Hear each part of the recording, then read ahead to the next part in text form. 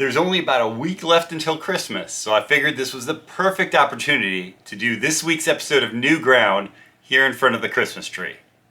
Don't mind the fact that it's also 25 degrees outside, so it's super cold and a little tough to stand out there for too long to shoot this.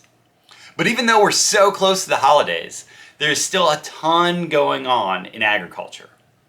From money being given through USDA programs to meat processors, to reindeer farming, and of course the tragic severe weather that happened last weekend. Let's dive into everything that's been big in agriculture this week.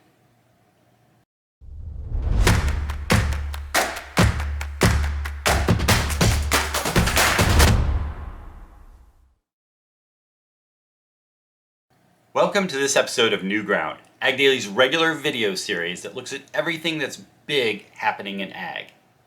Once again, my name is Ryan Tips. I'm the editor of AgDaily, and I encourage you, as always, to like or subscribe or do whatever you need to see these videos. Let's get into this week's hottest topics.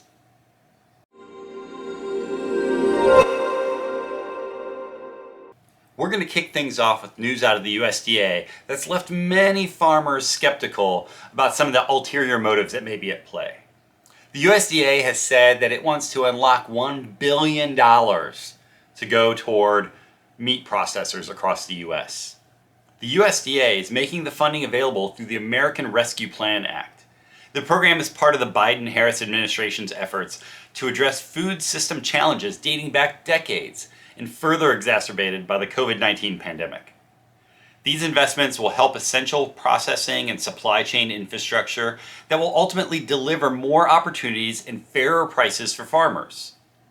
They will give people greater access to healthier foods, and they will help eliminate bottlenecks in the food supply chain. The problem, however, is that too many people don't trust Biden or Vilsack for that matter, and they believe that a lot of this money is going to end up in the hands of foreign-based processors, ones based out of Brazil or China, and not really go toward the people who need it most.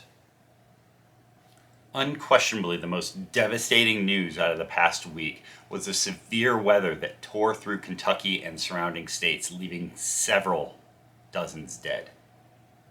With such a widespread area, many FFA chapters were affected as well. Multiple FFA chapters had reported damage not only to their schools and barns, but also destroying the homes of students. The Kentucky FFA Association is coordinating relief efforts to assist these chapters. Not long after the storm hit, the organization identified the relief needs for many chapters in the area. And in a post, they said that many FFA chapters were working to collect supplies and bring them to the affected areas and individuals. More aid is still needed, so if you are able, please take this opportunity to help. It's great when we're able to share that politicians on both sides of the aisle are able to do something and work toward a goal that can actually benefit farmers. Bipartisan legislation has been introduced to prohibit the EPA from reducing the minimum applicable volume of biofuels into transportation fuel once the RVO levels are finalized for any given year. This would prevent the EPA from retroactively reducing 2020 or future finalized RVO levels. Farm groups are saying that this bill has come at a critical time, and any effort at retroactive reductions could negatively affect the marketplace. Did you know that Dasher and Dancer and Comet and Vixen may have come from a reindeer farm? Our spotlight feature this week looks at reindeer farming, which really isn't all that dissimilar to other types of livestock production. According to the U.S. Food and Drug Administration, reindeer are used for their milk, meat, cheese, and hides, much like other livestock. The University of Alaska states that reindeer meat is high in protein and vitamins and low in fat. Some people compare its nutritional value to fish. And then, of course, there's the agritourism angle, which is huge this time of year. Holiday parades and parties are just a few places where you may see reindeer this time of year. And of course, they're always sure to draw a crowd of people who just love the spirit of the season. Thank you for watching this episode of New Ground. It's our last episode before Christmas. Thank you once again for supporting AgDaily this year and for being a part of the farming community.